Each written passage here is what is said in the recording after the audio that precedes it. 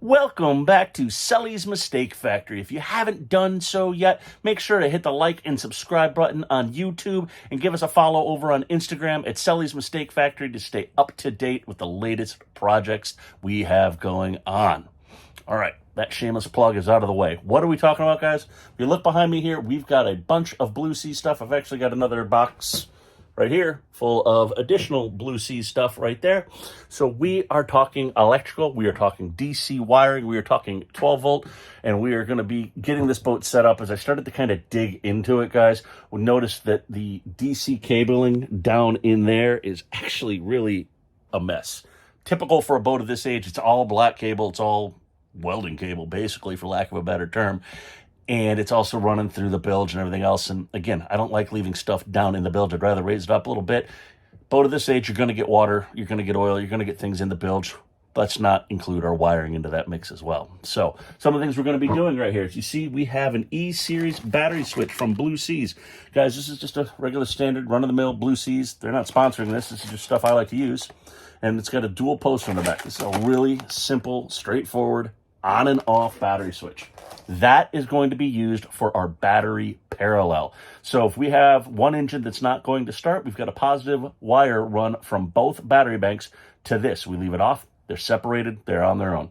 We turn it on. And now we're allowing those two banks to be interconnected, giving us the ability to jumpstart the other motor. Now, there's a lot of ways we can do that. We can do that with remote battery switches. We can do that with solenoids. This is just a very simple, very easy way to do that. I don't envision that I'm going to have to use it that much, honestly. If we've got a dead battery problem, then I'm probably going to need to address the dead battery problem. But this is, if I'm dockside and I'm getting ready to go head out for a cruise and the motor won't start or I'm trying to get home, well, quick, I can go run down here, turn this breaker on, go back up top, excite the motor up a little bit more that is running, get the alternator excited, get a little more alternator output out of it, and then start the other motor. And I can then come back down here, turn this off. These are mechanical motors. They don't require actually any electricity once they're running. So the alternator should be charging it and everything else, but we have that functionality there. We've got a couple other goodies and widgets here. While we're in here doing this, we are also going to be taking care of another problem that we have got on this is there's too many terminals on the positive battery post. I think ABYC wants to see a total of 4, if I remember correctly, on there. No more than that. So we are going to take this power post right here, Blue Seas 2103. Comes with the protective battery boot. You got a bunch of screw terminals. I don't know if you can kind of see that on the camera right there. And you've got one big power feed right in the middle. So what we're able to do is take a lead off of our battery, go over to that, and then we can run on our things like our bilge pumps. This boat's got 3 separate bilge pumps. They all need to be wired into 24-hour constant power. God forbid this boat loses, battery switches off or whatever. The pumps are still going to work, so we're going to go and put that in there. And then we've also got our bus bar here. So if we want to go ahead and feed up to our house bank, we want to feed maybe a sub panel, anything like that, that's where this bus bar is going to come in really handy. You're going to see it's also got a protective plastic cover on it. This is, what is this? Blue Seas 2307 is the part number on that one. I guess if we're talking part numbers, this one here is the ignition protected 9004E battery switch. So we're going to go ahead, we're going to dig in, we're going to start cutting out the old wires that were in here running through the bilge. Going to start measuring for wires, and we're going to go back to the shop, get the wires cut to length, going to crimp them, do all ABYC standards, make sure we do our math. We're going to talk about the calculations of the load and making sure we get the right size wire for it, the right color. This is DC wiring, so we want to do red and yellow. Gone are the days of black for DC wiring. Now, you can get away with black. Boat's old enough. It's fine. But again, I want to set ourselves up for success and move forward with this. So we're going to be using red and yellow wiring on here. And then, like I said, we've got like a box full right here of the protective boots and everything else that are going to go over that as well. So going to hop down on the bilge, guys, and let's see what we've got going on. All right, guys, so it's not the best lighting down here, but one of the things we're going to be addressing down here, as you see, I've got a pair of the Group 31 power, ultra power batteries here. And you see what we've got going with this is because of that, we've had to add an additional cable because we're putting these two batteries together. Now, when we did that, that brings the total count of wires on our terminal right here over 4. We've got our one going back to our motor right here. Again, that's that black 2-aught cable. They just put a red end on it right here for us. And then we've got our bilge pump wire right here. And then we've got our charging wire right here. And then we've got this for our windlass. You can see that's old and definitely due to be replaced. And then we've got this new battery cable that I made last year when we added it over to the Group 31 battery. So we've got that going on. So that right out of the gate, guys, that is too many wires on the terminal. So that's why we want to jump those off of there and bring that back. We can do the wire over between the two batteries. Got to have that, right? And then we need the one for the engine. That should definitely go straight to the battery as well. The windlass, we can go ahead and put on that power post as long as we know that the power draw on the windlass doesn't exceed the power post. We can also put the bilge pump wiring on there, and that will also free up some of the space on there. So we're going to go ahead, we're going to clean this wiring all up, and then we're also going to go ahead and probably move this circuit breaker right here for our windlass, move that over to allow some better space for that. And then we've also got some other stuff that's going to be installed here, so we're going to get that all cleaned up as well. And then we're also going to go back, and like I said, we're going to replace this wiring that's going back to the motors. This is old 2-gauge that just kind of been bundled up, and it's been sitting in the bilge, and well, it's at least as old as the boat, which is an 88. So it's probably time. It's getting brittle, it's getting old, it's been soaked in some God only knows what through the life of this boat. So let's go ahead, we're going to dig in on that, and then we're going to go back there next and show you guys kind of what else is going on in the back. And that's when I kind of started really putting an eye to the battery cable issue that's going on.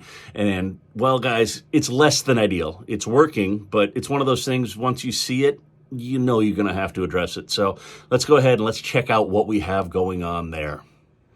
All right, so this was the first thing that caught my attention. This negative battery cable's got a bunch of electrical tape wrapped around it and then some heat shrink on it as well. And then we go over here and we look, that connection that's right there is certainly less than ideal. So it's running down, it's going under the shaft and kind of coming around. And I'd much rather take it and run it right along there and get that taken care of. Well, looking at this, you also see there's more black electrical tape, and this time this is on the positive battery terminal going up over there for our house side lead. And then we've got our negative battery as well, same thing. But look at this, guys. That was actually sitting on the shaft at some point in time, and somebody just pulled it up out of the way and taped it up. So we're going to go ahead and get that all taken care of, and it's going to get run all across there, and we're going to run it all nice and neat there. Over there on that side, up somewhere is going to be our remote switch or our, for jump starting, paralleling. And then we'll also come over here and get this cleaned up. And you can also see right here, that bundle of wires right there, that's the group of wires that's actually going up forward into the house bank battery as well for the panel, for the battery selector switch. So we're going to go ahead and dig into all this and try and get all of this sorted out.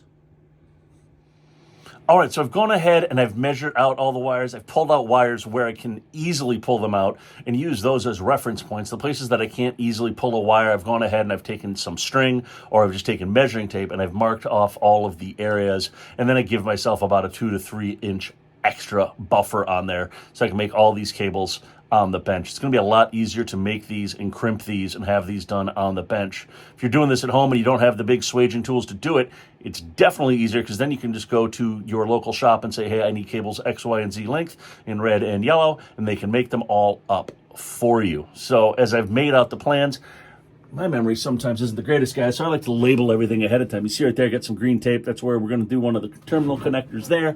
And then as we kind of pan over this way, you're going to see I've got markings as well for the terminal strips. Are going to go there. You see I've kind of relocated the windlass thermal resettable as well. So we've got that up and out of the way, a little bit cleaner for that. So we're going to go ahead, like I said, I'm going to do a little more housekeeping, get some things cleaned up here, put this all to bed nice and neat, head back to the shop, and we're going to go ahead and make some cables. I'll show you guys how to properly swedge the cable ends onto here and get those done and put the heat shrink on them, and why we want to use the size that we do for the amp draws that we have. So let's go back to the shop and check it out, guys.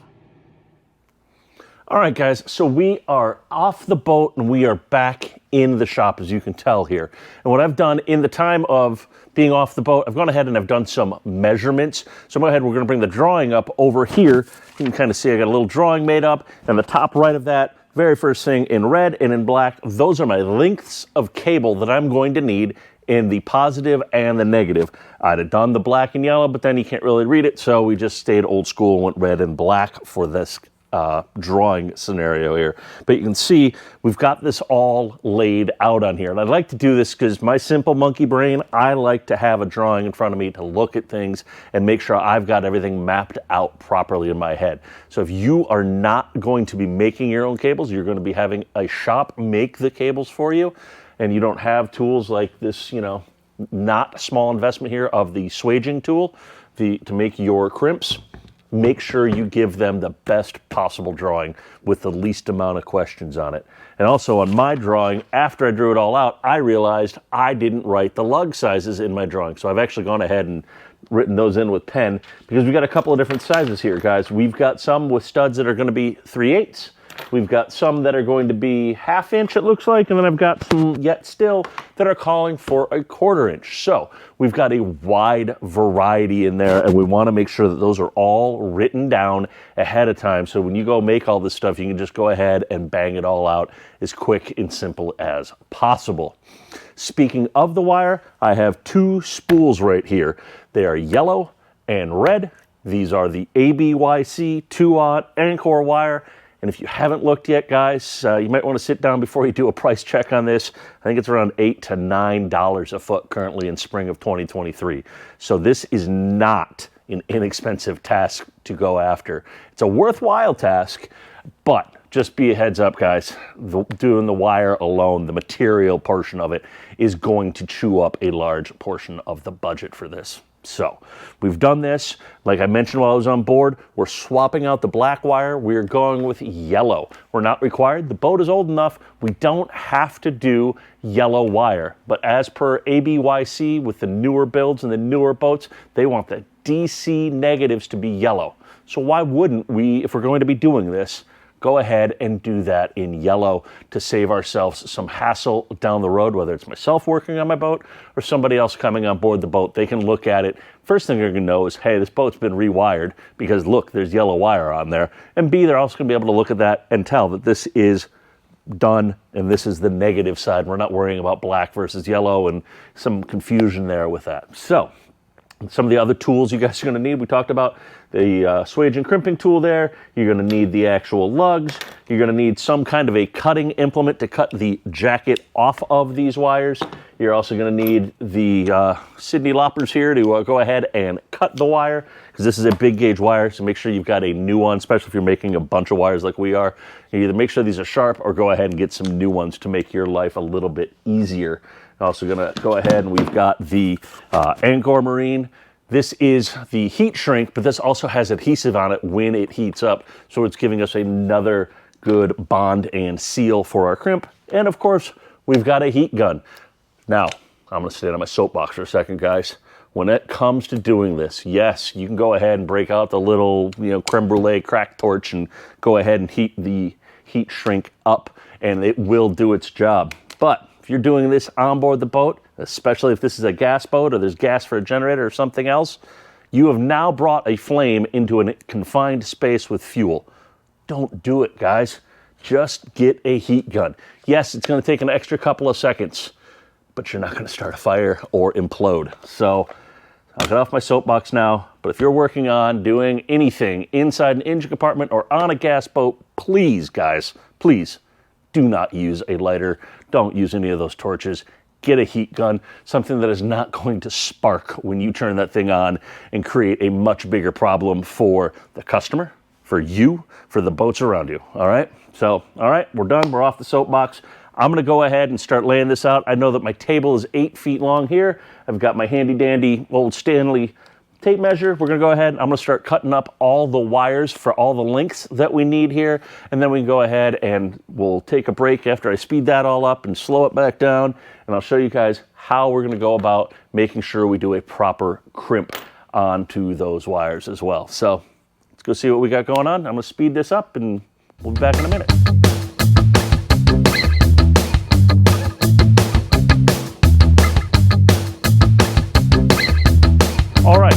now we have all of our cables cut. You can see I've got a big fat helping of mom's spaghetti all laid out here. And what I've done is, my label maker, unfortunately, is out of the label making stuff. So I've just gone ahead and real simple, just use some tape and a Sharpie.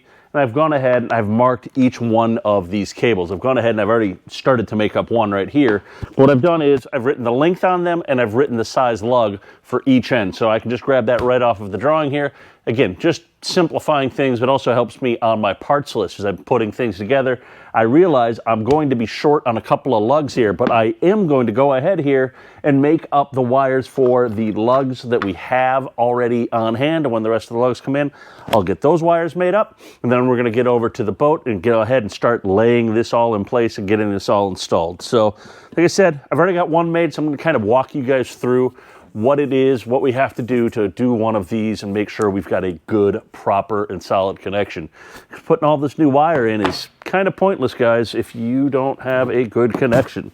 So let's try and find a shorty here. Let's see, 63 inches. That's a nice short one. And then I just come over here to my chart, and 63 says it's 1/2 inch on one side and 3/8 on the other. So I'm going to go ahead. It looks like I've got a 1/2 inch one right here. So we'll do the 1/2 inch first on here for this. It's a 2/0. So now what we want to do, guys, this is actually pretty simple. You're going to take this lug right here, and you can see where it kind of tapers off.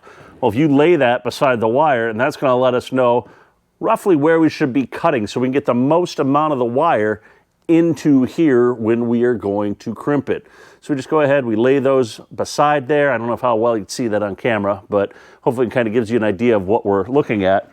And then all we have to do, after we know, again, roughly where that's going to fall, you got razor blades, razor knife, whatever your sharp implement of choice is, you're going to go ahead and you're going to cut back this jacket on here.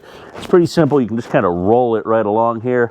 And you'll know when you get through the thick jacket into the wire, you can actually kind of feel the difference there. But here is the key. As you're rolling it, try and keep this as straight as possible so that way you don't end up with a slant where this is going to come in and connect with the wire. So you can have a little bit. I mean, you're not going to be perfect doing this, especially if it's your first time. But just something to keep in mind there. So we just kind of keep rolling this around. We'll get this side to meet that side. And there we go. So now we've got a nice cut all the way around on here. So then I just take it and I'm going to take a slit up the middle on this. That way the jacket, instead of trying to pull it all off of there, I can keep the jacket nice clean. All the wires nice and clean. There we go. So go ahead, we're going to pull that off. So over the trash can here, clean that up for a second. And again, we said that we're going to do a 1/2 inch. And a 3/8. So if we look on here, we're going to go ahead and actually this one I've labeled as 3/8 on this end. So we'll do a 3/8 for this one first. We'll do a 1/2 inch on the other side. So we'll set that there. And now I'm just going to test fit this on here. I'm going to make sure that this fits nice and snug in there. And again, if you got the right wire, you got everything good, should be in good shape. That guy just slides right on. We're going to see that it actually meets right up with our wire right there. We're actually bottomed out. So we've got a nice clean cut. Go ahead. We open up our crimpers here and we get that guy lined up in there. We've already set this up for the 2/0 wire on here. And I just go ahead. And now it's just starting to get snug in there. I go ahead and I make sure I'm pushing the wire in as far as possible. So there we go. We've gone ahead. We've got that crimp on there. And it's gone ahead and crimped all the way around. Now, I like to give a little pull test on here to make sure that we have a good connection. So, a little bit of play in there, so we're going to go ahead and crimp that just a little bit more. There's enough meat on here, we can go ahead and do that. So let's get this opened up. And get this guy all crimped down nice and clean like.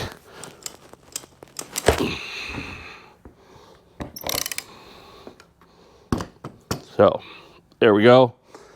That guy is definitely not going anywhere now. Now we're going to take some of our heat shrink right here, and we're going to go ahead and make sure we've got a right length. Now, we don't need to cover a ton of this, but we're just trying to bridge this gap right here and put a little extra coverage on there and a little extra sealant. So, take that guy, let's just kind of cut it in half, we'll call it good. So we do that, we take our razor blade here, get that cut.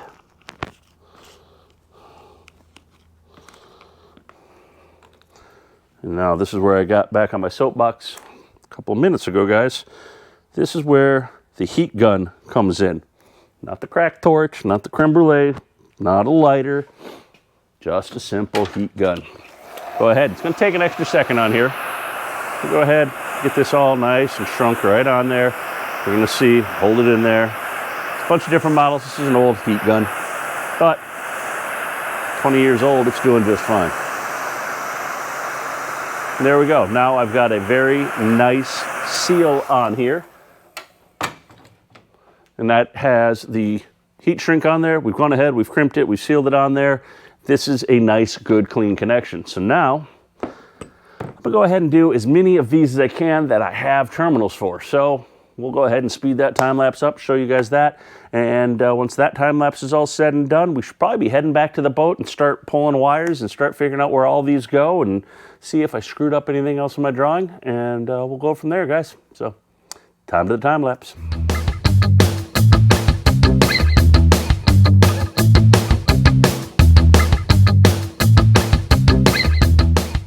All right, guys, so we are back on board. Now, we've made all of our wires to length. We've left a little fudge factor in there. We've gone ahead, we've crimped them, we've heat shrinked them, kind of walked you through all of the processes for that. So now, this is where the rubber hits the road, and we have to start installing all of these wires per our drawing that we have right here. Like I said, kind of showed you guys earlier on, we've got all our drawing, all of my lug links, everything's kind of labeled in there for us. So we can take that with each one of these wires already previously labeled, and I can start going ahead and running the wires. You see down here, I've already kind of got a couple of them running. You see the yellow and the red right there and kind of starting to run across. So I'm going to go ahead and dig into that. Before I dig too much deeper into it, I know it's probably going to come up as a question, and that is going to be this Blue Seas on-off battery switch. And why did we select this? And somebody's going to look at this and probably go, this says it's 350 amp. Well, yes, that's 350 amp continuous. We're not doing a continuous. If we're going to do a parallel to try and start this, it's going to be for 10, 15 seconds, maybe 30 seconds. But that's really putting a crank on a starter at that point in time. And you got to start looking at other reasons why it's not starting. So this right here even says it. I don't know if you can kind of see it on camera, but 600 amps for 5 minutes and what do we got? 1200 amps for 30 seconds. So if I got more than 1200 amps for 30 seconds, we got a much bigger problem. So that's why I went with this. We can just turn this off. We're going to be passing plenty of amperage through there. It's going to be safe going through this. And that's why we chose that switch for this job. So pardon the mess behind me here, guys. It's kind of like walking into brain surgery. I got, battery cables going over there. I got my pack out tools, my heat gun. I got everything going on this. So, oh, one other thing I wanted to point out while we're talking about the battery switch. You guys notice this is actually mounted on a chunk of wood. And I've done the same thing, with the terminal strip and all of that. Now, you can use starboard, you can use wood. I like to mount this so that I'm not just relying on these 4 screws on the switch to hold this thing in place. I want to have a more secure thing. And in the case of this down in the engine space down here, we've also got this tin. So even though if we look under there, the studs don't touch, it'd still be kind of close. And well, I don't need to encourage a problem to happen. So we stand this off with a piece of wood. This is now mounted to wood. The wood now has 6 screws holding it in place. So now we've really kind of spread that load out and really secured this thing in place. Same goes with our terminal strip right here. So that's why we do that. I've gone ahead, I cut these really simple, kind of easy. I made these out of some teak wood I had laying around, kind of rounded the edges over. So yeah, it's one more thing we got going on in this. So now I'm going to jump down in there. Let's see what we can do for a time lapse, getting some of these wires run and getting some of this stuff taken care of, and we will show you the finished product here shortly. All right, guys, so we ran out of daylight here, and unfortunately the time lapse didn't work out quite the way I wanted it to, but we do have the wiring more or less wrapped up.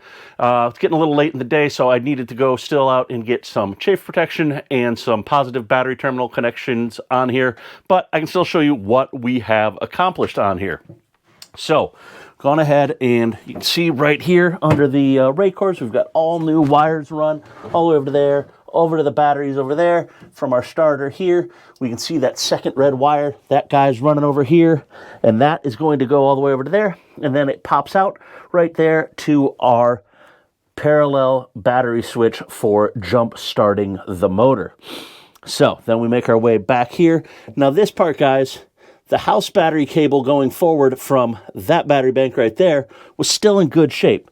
So instead of trying to run all new battery cable from there all the way around and up, we cut out the bad section. The bad section was where it had rubbed on the propeller shaft. So we've cut that out of there, and then we just ran new Anchor 2-gauge wire across there to there, and then we did this nice power pedestal post right here from Blue Seas. Connects it, it's terminal, it's all good, it's nice and clean. So then we come over here, you can see on the starter again, 2 wires right here. We've got one for our remote battery switch there for the parallel, and then we've got the one going up to the engine house bank right there as well. You can see also that the wires are now run, instead of under the shaft, they're going over it. As you can take a kind of peek right there and see, I think. And then it's staying up out of the bilge right there. We've got it zip tied up. Like I said, guys, I still have to do some chafe protection on here. But as we go ahead and we make our way forward, you'll see we've got it still run up out of the bilge, up there, over and onto our battery bank right there. So like I said, still missing the positive protection, but we've got that going on there. So now we've got all of our cable runs done. We've got all new 2-aught cable on there, and this is like 99% there. So I'm gonna go ahead and call that a wrap on this one, guys. So thank you for tuning in. Hopefully you learned a little bit something. If you're looking to do a new power wires and do some new DC cabling on your boat, maybe you picked up some tips along the way, make sure to give us a like, follow, and subscribe at Sully's Mistake Factory to stay up to date with all these new episodes that we've got. And I don't know what we've got coming up next. I think maybe we're going to be doing engine zincs here on these 3208s and how to take care of those and get that stuff taken care of for spring prep. So go ahead, tune in. We'll see you guys next week. Peace.